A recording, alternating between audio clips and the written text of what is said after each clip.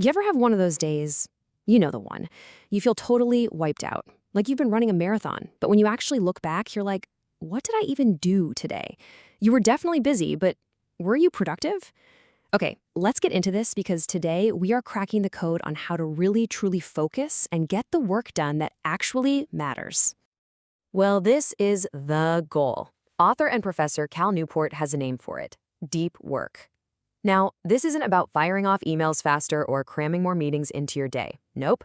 This is that state of pure, focused effort that leads to breakthroughs, to masterpieces, to those huge leaps in your career.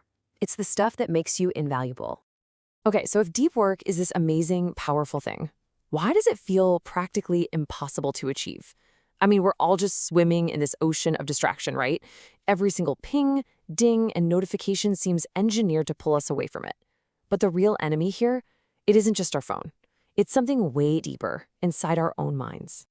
So, to get to that state of deep work, we've got to face its number one enemy, procrastination. And you know what? It turns out most of us have been fighting this battle completely wrong. And this idea right here, it completely reframes the whole problem. We're always told procrastination is about being lazy, right? A character flaw. But the science has something totally different. It's not about laziness at all. It's a defense mechanism. When a big task makes us feel anxious or bored or even insecure, our brain's first impulse is to make that bad feeling go away by doing literally anything else. And this is the vicious cycle, the trap we all fall into. Think about it. A huge project is staring you down, you feel that wave of anxiety. What's the first instinct? Oh, I'll just check Instagram for a minute. And for a second, you get that little hit of relief. But pretty soon, that relief turns into guilt and even more stress, because now the deadline's even closer and the task feels even bigger. And around we go. So how in the world do we break out of this loop? Well, the very first step is getting crystal clear on the kind of work we're doing and the kind of work we're avoiding. All right, look at this. On one side, you've got deep work. That's the tough stuff, the stuff that really moves the needle. And on the other side, shallow work. You know, answering those routine emails, setting up meetings, all that busy work. It feels productive, right? Your inbox is clear, you check things off a list, but it's an illusion. The real danger is that our procrastination loop pushes us away from the deep, uncomfortable work and right into the comfy, easy zone of shallow work. Now, right about now, you're probably thinking, okay, got it. I just need a new planner or some fancy productivity app. But here's the twist. The real, lasting fix isn't a new tool. It's a whole new you. Author James Clear lays it out with this incredible model. Think of it like an onion with 3 layers.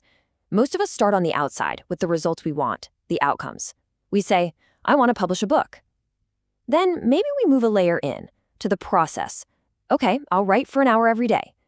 But the most powerful, stickiest change starts at the very core, your identity. So here's the big idea. We have to flip this whole thing on its head. Stop starting with what you want to achieve. Instead, start with who you want to become.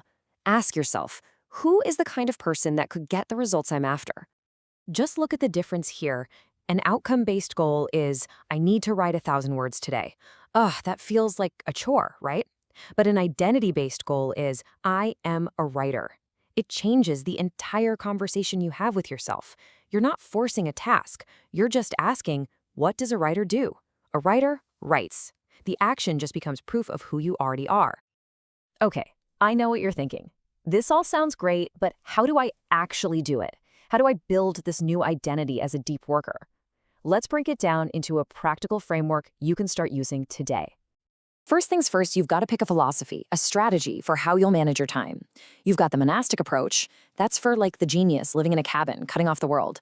Bimodal is for people who can disappear for a week at a time. But for most of us, let's be real, the rhythmic philosophy is where it's at.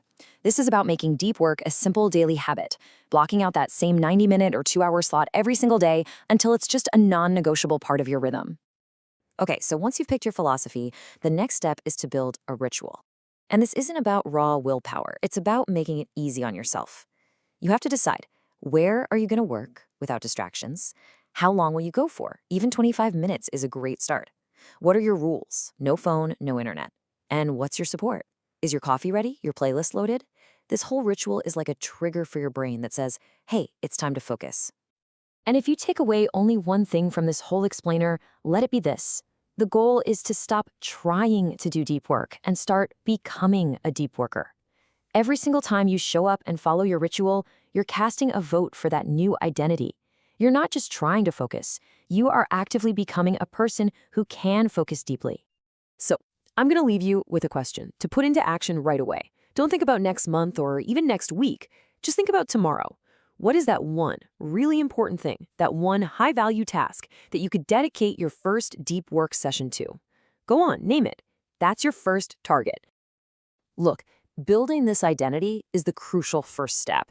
And in our next session, we're going to dig into the secrets of making these rituals stick, making them so automatic you don't even have to think about them. You're definitely not going to want to miss that.